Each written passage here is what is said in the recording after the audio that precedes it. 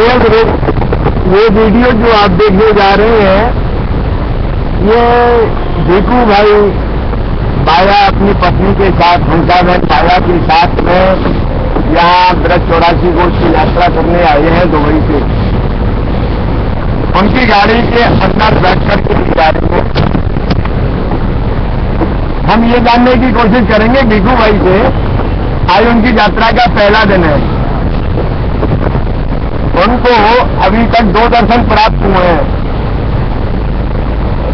Number 1 शिवताल कौन, शिवताल बिहारी के।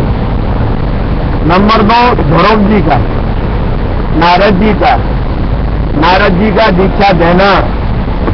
ध्रुव जी के लिए ओम नमो भगवते वासुदेवाय का और इस मंत्र के जाप के प्रभाव से ध्रुव जी का चतुर्भुज नारायण जी का दर्शन पाना।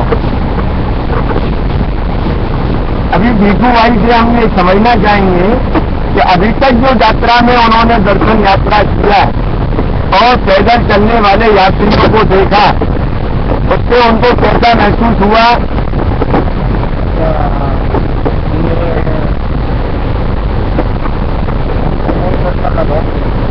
उनको बहुत अच्छा लगा। हंसा माँ, आपको कैसा लगा?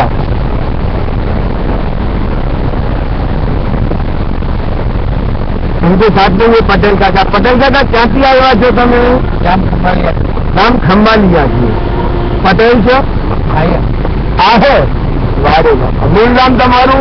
રામ ખંભાલિયા।